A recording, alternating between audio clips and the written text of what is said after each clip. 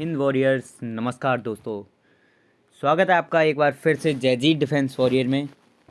मैं आपका साथी अक्षित शर्मा। हम बात कर रहे थे जयजीत डिफेंस वॉरियर के यूट्यूब चैनल पर एसएससी जीडी की हिस्ट्री को लेकर। देखिए, एसएससी जीडी के अगर बारे में हम बात करें थोड़ा सा, तो हमने अभी तक कवर किया था वैदिक काल वगैरह, वैदिक काल, वैदिक साहित्य। जी हाँ, बिल्कुल हमने कवर कर ली थी सिंधु घाटी सभ्यता, या जिसे हड़प्पा सभ्यता के नाम से भी जाना जाता है। हमने उसी सीरीज़ में कवर किए थे उत्तर वैदिक काल, ऋग्वैदिक काल। आगे बढ़ते हुए मौर्य वंश, उससे भी आगे चलते हुए हमने कवर कर लिया था मौर्य उत्तर काल। उसी सीरीज को आगे बढ़ाते हुए अब एक जोश के साथ मैं फिर से आपसे जुड़ चुका हूँ, और आज मैं आपके लिए लेकर आया हूँ गुप्त वंश। जी हाँ, बिल्कुल जानेंगे गुप्त वंश के बारे में। जुड़े रहिए मेरे साथ इस वीडियो में। स्वागत है आपका जयजीत डिफेंस वॉरियर में। I can I will. आज हम जानेंगे गुप्त साम्राज्य के बारे में कि आखिर गुप्त साम्राज्य का उदय कैसे हुआ, कौन इसका वंशज था, कब इसका अंत हुआ और अंतिम इसका शासक कौन था। गुप्त साम्राज्य के बारे में हम बात करें तो देखिएगा, सबसे पहले हमें देखने के लिए मिलता है कि कुषाण साम्राज्य के खंडर पर एक नए साम्राज्य का प्रादुर्भाव हुआ, जिसने अपना आधिपत्य कुषाण और सातवाहन दोनों के पिछले राज्य क्षेत्रों के बहुत बड़े बेड़े भाग पर स्थापित कर लिया था। जी हाँ, बिल्कुल, ये था गुप्त साम्राज्य। क्या हुआ था कि गुप्त साम्राज्य ने कुषाण साम्राज्य के खंडर पर अपना साम्राज्य स्थापित कर लिया था, और उसने अपना साम्राज्य केवल कुषाण पर ही नहीं बल्कि सातवाहन दोनों के पिछले राज्य क्षेत्रों पर स्थापित कर लिया था। देखिए, बात करें जो गुप्त थे वो कौन थे। गुप्त, काफ़ी ज़्यादा लोगों का मानना है कि गुप्त जो है मूलतः वैश्य रहे होंगे। ये साम्राज्य उतना विशाल तो नहीं था जितना मौर्य साम्राज्य, लेकिन फिर भी इसने जो था सारे उत्तर भारत को एक सदी से ऊपर राजनीतिक एकता के सूत्र में बांधे रखा। जी हाँ, बिल्कुल जानेंगे चलते चलते कि आखिर कहाँ तक इसका साम्राज्य था, कहाँ तक गुप्त वंश अपना साम्राज्य फैला कर रखे थे, उनके बारे में भी जानेंगे। तो चलिए जानते हैं पहले शासक के बारे में। गुप्त साम्राज्य के पहले शासक कौन है?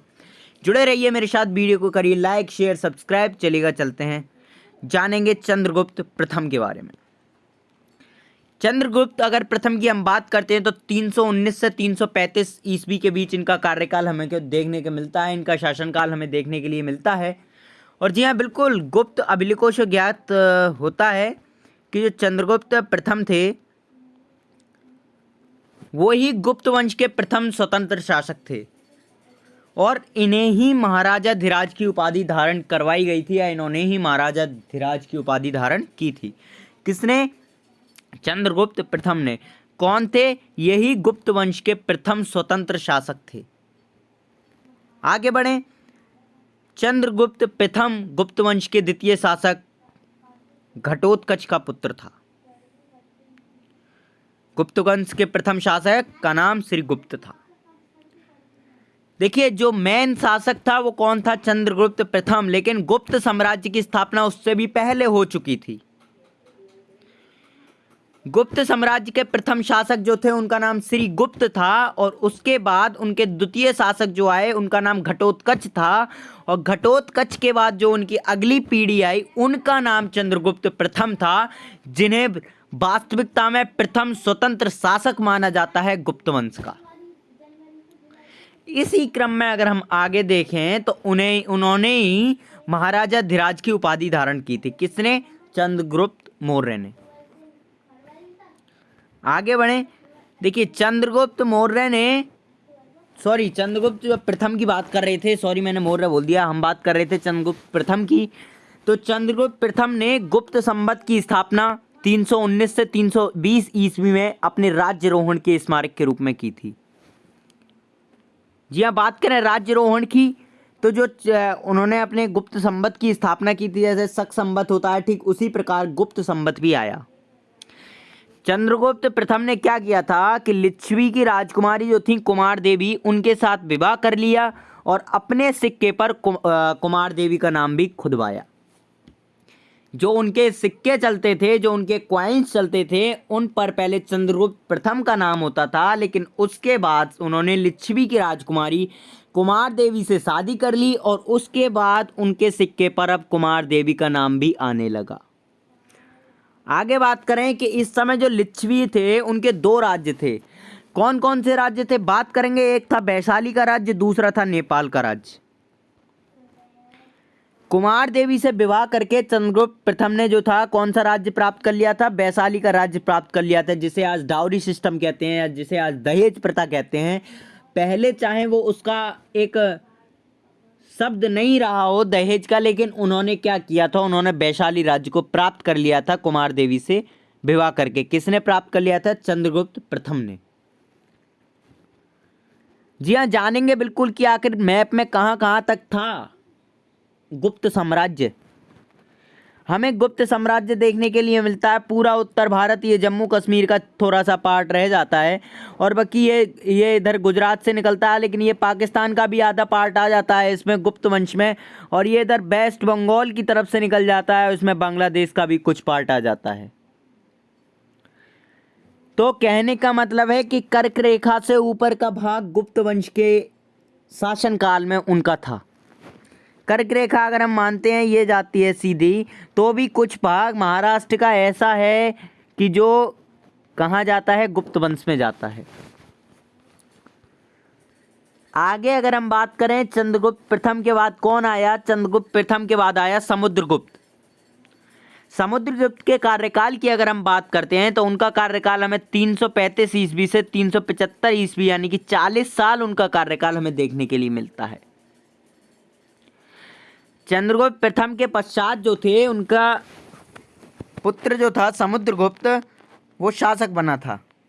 और कौन था वह? लिच्छवी राजकुमारी कुमार देवी से उत्पन्न हुआ था। जी हाँ, बिल्कुल अभी हमने बात की थी कि चंद्रगुप्त प्रथम ने लिच्छवी राजकुमारी कुमार देवी के साथ विवाह कर लिया था और उसके विवाह करने के पश्चात उन्हें वैशाली राज्य दहेज में मिला था, एक तरीके से ये कह सकते हैं। और जो समुद्रगुप्त थे वो लिच्छवी राजकुमारी कुमार देवी के पुत्र थे। आगे करते हैं कि समुद्रगुप्त का जो शासनकाल था वो राजनीतिक एवं सांस्कृतिक दोनों ही दृष्टियों से गुप्त साम्राज्य के उत्कर्ष का काल माना जाता है। उत्कर्ष की बात करें कि देखिए, चाहे हम सामाजिक तरीके से देखें, चाहे राजनीतिक तरीके से देखें या सांस्कृतिक तरीके से देखें, जो समुद्रगुप्त का कार्यकाल है वो सर्वश्रेष्ठ माना जाता है गुप्त वंश के कार्यकाल में या गुप्त साम्राज्य के कार्यकाल में। समुद्रगुप्त के विषय में यद्यपि अनेक शिलालेखों, स्तंभ लेखों की बात करें या फिर बात करें मुद्राओं की, साहित्यिक ग्रंथों की बात करें, उनसे बहुत सारी हमें जानकारी प्राप्त होती है, व्यापक जानकारी प्राप्त होती है। कहाँ से? समुद्रगुप्त के विषय में शिलालेख बने हुए हैं, स्तंभ लेख हैं, मुद्राएं हैं, साहित्यिक ग्रंथ हैं उनके ऊपर। परंतु सौभाग्य से समुद्रगुप्त पर प्रकाश डालने वाली अत्यंत प्रमाणिक सामग्री जो है वो हर्षेण रचित प्रयाग प्रशस्ति। जी हाँ, बिल्कुल इसको नोट कर लीजिएगा। जो मैं आपके लिए अंडरलाइन करके लाया हूँ बहुत ही ज़्यादा मोस्ट इम्पोर्टेंट हो जाता है आपके एसएससी जीडी के सिलेबस को देखते हुए, और मैंने आपको बता रखा है कि मैं आपके लिए एकदम लेके आता हूँ सफिशिएंट कंटेंट। तो जो सौभाग्य से समुद्रगुप्त के जीवन पर प्रकाश डालने वाली अत्यंत प्रमाणिक सामग्री कौन सी है? हर्षेण द्वारा रचित प्रयाग प्रशस्ति, जिसे इलाहाबाद स्तंभ लेख के रूप में कहा जाता है, उसके रूप में ये उपलब्ध है। आगे बात करते हैं, राज सिंहासन पर आसीन होने के पश्चात समुद्रगुप्त ने दिग्विजय की योजना बनाई। प्रयाग प्रशस्ति के अनुसार इस योजना का ध्यान था धरणिबंध, भूमंडल को बांधना था। यानी कि समुद्रगुप्त ने योजना बनाई कि वह पूरे साम्राज्य को एकजुट कर देगा, मिला लेगा। तो ये किसने योजना बनाई? ये योजना बनाई थी समुद्रगुप्त ने। आगे हम देखते हैं तो समुद्रगुप्त जो था गुप्त वंश का एक महान योद्धा था, कुशल सेनापति था, और इसी कारण से उसे B.A. स्मिथ द्वारा भारत का नेपोलियन कहा गया। और जी हाँ, क्वेश्चन ये बनता है कि भारत का नेपोलियन किसे कहा जाता है, तो वो कहा जाता है गुप्त वंश के शासक समुद्रगुप्त के लिए। क्वेश्चन बनता है कि भारत का नेपोलियन समुद्रगुप्त के लिए किसने कहा था, तो उसका आंसर ये है B.A. स्मिथ द्वारा। जी हाँ, बिल्कुल मैं आपके लिए लेके आया हूँ एकदम सफिशिएंट कंटेंट। कर लीजिए, इसको नोट ले लीजिए, स्क्रीनशॉट करिए, वीडियो को लाइक शेयर सब्सक्राइब और चलिए मेरे साथ करते हैं बात समुद्रगुप्त के बारे में। देखिए, अपने विजय अभियान को पूरा करने के पश्चात उसने अश्वमेध यज्ञ संपन्न किया और अश्वमेध पराक्रम की उपाधि ली। बात करें अश्वमेध यज्ञ की, मैंने पिछले वीडियो में भी बताया था आपको अश्वमेध यज्ञ के बारे में। अश्वमेध यज्ञ में ये होता था कि राजा के द्वारा एक घोड़ा छोड़ा जाता है और वो घोड़ा जहाँ तक चला जाता है बिना रुके, वो उतना जो पार्ट होता है वो राजा के हिस्से में आ जाता है। अगर कोई गलतीवश उस घोड़े को पकड़ लेता है तो उसको पहले राजा से युद्ध करना होता है। जी हाँ, बात कर रहे थे हम अश्वमेध यज्ञ की।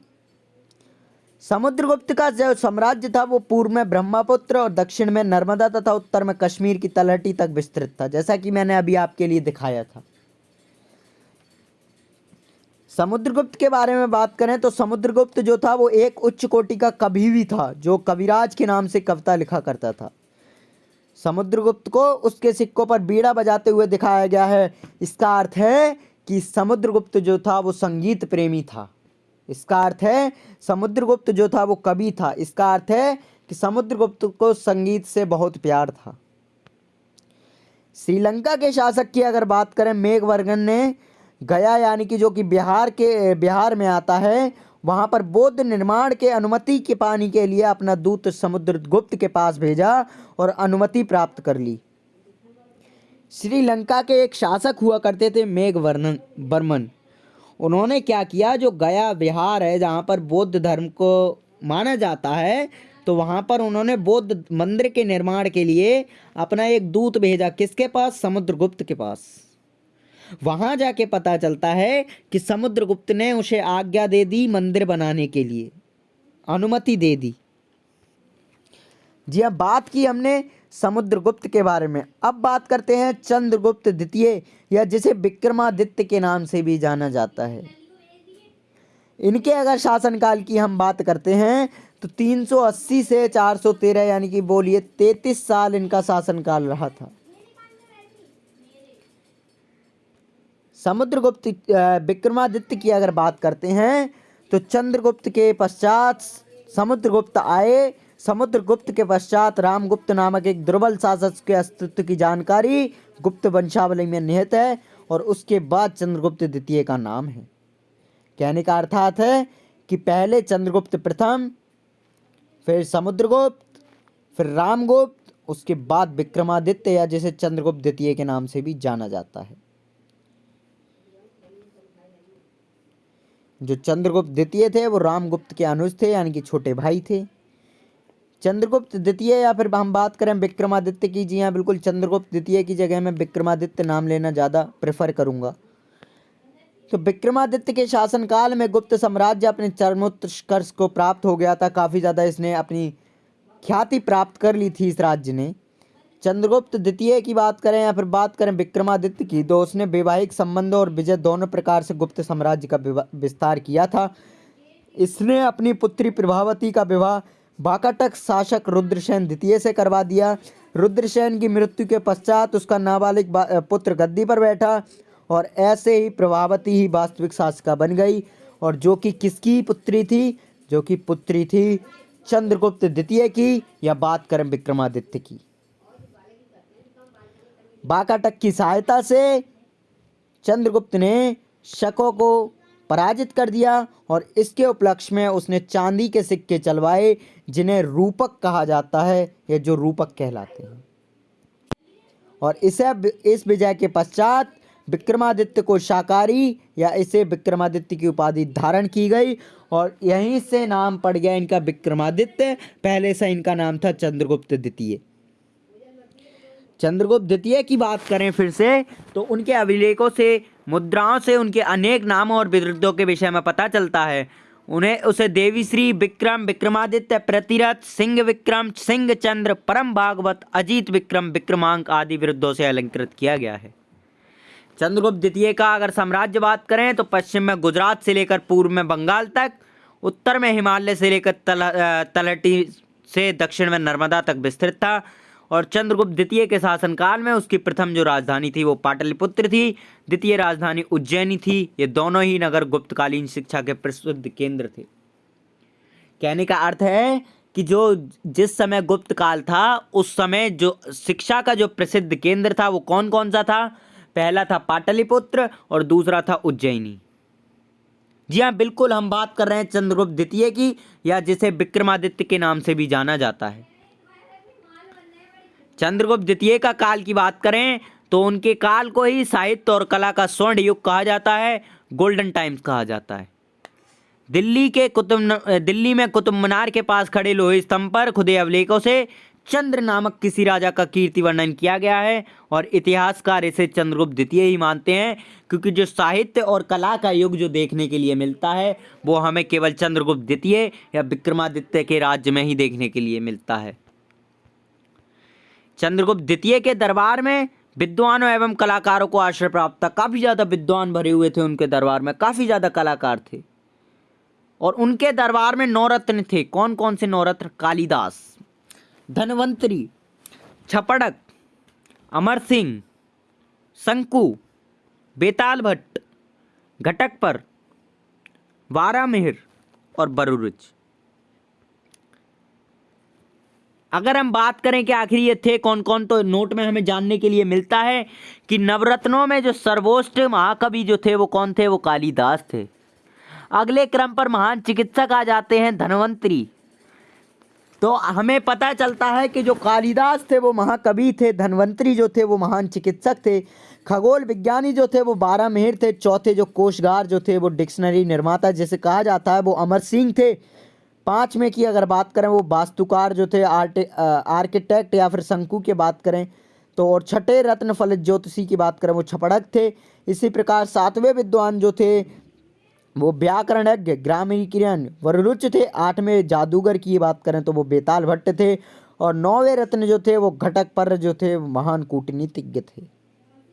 हमने जाना कि उनके 9 रत्नों की क्या क्या विशेषताएं थी। कालिदास को महाकवि, धनवंतरी को एक डॉक्टर या फिर महान चिकित्सक के रूप में जाना जाता था। चंद्रगुप्त द्वितीय के शासनकाल के अगर बारे में फिर से हम बात करें तो एक चीनी यात्री आए थे फुहान। कहाँ पर? भारत की यात्रा पर। बात करेंगे हम कुमारगुप्त प्रथम की। आखिर चंद्रगुप्त द्वितीय के बाद या फिर बात करें विक्रमादित्य के बाद कुमारगुप्त प्रथम आए थे। 413 से 455 ईस्वी तक इनका शासनकाल रहा था। कहने का मतलब है केवल 42 ईयर्स इन्होंने शासनकाल के लिए दिया। चंद्रगुप्त द्वितीय के पश्चात उनका पुत्र जो था कुमारगुप्त प्रथम गुप्त साम्राज्य का शासक बन गया, और कुमारगुप्त की माता का नाम क्या था? ध्रुव देवी था। गुप्त शासकों की बात करें कि जो सर्वाधिक अभिलेख जो हैं वो कुमारगुप्त के ही प्राप्त हुए हैं। यानी कि कहने का मतलब है कि सबसे ज़्यादा जो अभिलेख खुदाई मिली है वो किन की मिली है? वो कुमारगुप्त की मिली है। कुमारगुप्त किन के पुत्र थे? कुमारगुप्त पुत्र थे चंद्रगुप्त द्वितीय के। चंद्रगुप्त द्वितीय किसके पुत्र थे? चंद्रगुप्त द्वितीय पुत्र थे समुद्रगुप्त थे। समुद्रगुप्त किसके भाई थे? समुद्रगुप्त भाई थे रामगुप्त के। रामगुप्त किसके भाई बेटे थे? तो हमें जानने के लिए मिलता है चंद्रगुप्त प्रथम के बारे में। बात करें कुमारगुप्त की, कुमारगुप्त प्रथम के अभिलेखों और मुद्राओं से ज्ञात होता है कि उन्होंने अनेक उपाधियां धारण की थीं, जैसे कि उन्हें महेंद्र कुमार, श्री महेंद्र सिंह, महेंद्र कर्म, अजीत महेंद्र और गुप्त कुल व्योम आदि उपाधियां धारण कर ली थी। उनकी जो सबसे प्रमुख उपाधि थी वो महेंद्रादित्य थी। कुमारगुप्त प्रथम की अगर फिर से हम बात करें तो हमें देखने के लिए मिलता है कि स्वयं वैष्णव धर्म अनुयायी थे वो, किंतु उन्हें धर्म संहिता की नीति का पालन किया था। कुमारगुप्त प्रथम ने अधिकाधिक संख्या में मयूर आकृति की रजत मुद्राएं प्रचलित की थीं। कुमारगुप्त प्रथम के शासनकाल में नालंदा विश्वविद्यालय की स्थापना की गई। नालंदा विश्वविद्यालय जो कि सबसे पुराना विश्वविद्यालय माना जाता है, तो उसकी स्थापना कब की गई थी? उसकी स्थापना की गई थी कुमारगुप्त प्रथम के शासनकाल में। याद रखिएगा, बिल्कुल जी हाँ, मोस्ट पॉइंट है जो मैं आपके लिए अंडरलाइन कर रहा हूँ। उम्मीद है आपको वीडियो को अच्छा लग रहा होगा, वीडियो समझ में आ रही होगी। इस वीडियो को मैं बहुत ही ज़्यादा धीरे इसलिए करा रहा हूँ ताकि आपको कुछ ना कुछ समझ आए, क्योंकि इस वीडियो से क्वेश्चन बनते हैं। क्योंकि चीनी यात्री फुआन भी इसी सीजन में आए थे भारत की यात्रा करने। नालंदा विश्वविद्यालय की खोज भी इसी टाइम पर हुई थी। आगे बात करते हैं स्कंदगुप्त की। स्कंदगुप्त जो थे 455 से 467 के बीच रहे थे, यानी कि बात करें इनकी तो केवल 12 साल इनका शासनकाल था। स्कंदगुप्त जो थे वंश का अंतिम प्रतापी शासक था। गुप्त वंश का स्कंदगुप्त ने क्या किया था, देवराज, विक्रमादित्य, क्रमादित्य आदि उपाधियां धारण कर ली थी। बात करें तो स्कंदगुप्त ने क्या किया था, मौर्य द्वारा निर्मित जो सुदर्शन झील था उसका जीर्णोद्धार करवाया था। और उनकी दो विजय उल्लेखनीय है। कौन सी? एक तो पुष्यमित्रों पर विजय और दूसरी हूणों पर विजय। बात करें पुष्यमित्रों पर विजय की तो कुमारगुप्त के शासनकाल के अंतिम चरण में गुप्त साम्राज्य पर पुष्यमित्रों द्वारा आक्रमण किया गया था। और पुष्यमित्रों के विरुद्ध युद्ध में गुप्त सेना का नेतृत्व कौन कर रहा था? स्कंदगुप्त कर रहा था। स्कंदगुप्त को यह विजय अत्यंत महत्वपूर्ण थी और उन्होंने जीत ली। बात करें हूणों पर विजय तो हूणों को गुप्त साम्राज्य पर आक्रमण स्कंदगुप्त के शासनकाल की महत्वपूर्ण घटना है।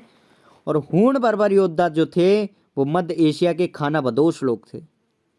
स्कंदगुप्त को सिंहासन रूढ़ होते ही हूणों के आक्रमण का सामना करना पड़ा और स्कंदगुप्त ने अत्याचारी हूणों को परास्त करना गुप्त साम्राज्य की रक्षा की, अपितु आर्य की सभ्यताओं को, संस्कृति को भी नष्ट होने से बचा लिया। और ये तथ्य कहाँ मिलता है? ये तथ्य हमें भित्री स्तंभलेख गाजीपुर जिला उत्तर प्रदेश से प्राप्त होता है, जिसमें बताया गया है कि उनका हूणों का भी आक्रमण हुआ था। एक बात करते हैं छोटे से नोट की, परंतु स्कंदगुप्त को बाद का कोई भी गुप्त शासक हूणों को रोकने में सफल नहीं हो सका।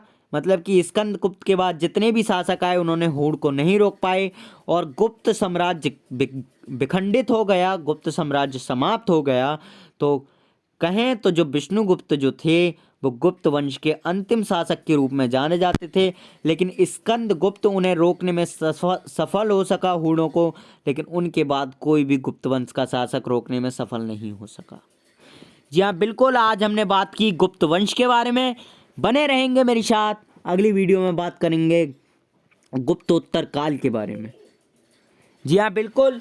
मैं आपका अपना साथी अक्षित, मैंने बहुत ही प्यार से, बहुत ही जोश के साथ समझाया आपके लिए गुप्त काल, गुप्त वंश, गुप्त साम्राज्य। अगली वीडियो में मिलेंगे गुप्तोत्तर काल के बारे में। खुश रहिए, ख्याल रखिए, मिलिए मेरे साथ, जुड़ जाइए जजी डिफेंस वॉरियर से। वीडियो को करिए लाइक, शेयर, जो भी आपका कमेंट हो कीजिए। SSC GD के लिए हम पढ़ा रहे हैं यहाँ पर हिस्ट्री, एंशिएंट हिस्ट्री चल रही है। 2-4 दिन की बात है, एंशिएंट हिस्ट्री खत्म, उसके बाद हम लेके आएंगे मिडिवल हिस्ट्री। जुड़े रहिए मेरे साथ जानने के लिए हिस्ट्री के बारे में। खुश रहिए, ख्याल रखिए, मिलेंगे तीसरी वीडियो में, अगली वीडियो में, जहां हम बात करेंगे किसी नए टॉपिक को लेकर। तब तक के लिए जय हिंद, जय भारत वॉरियर्स।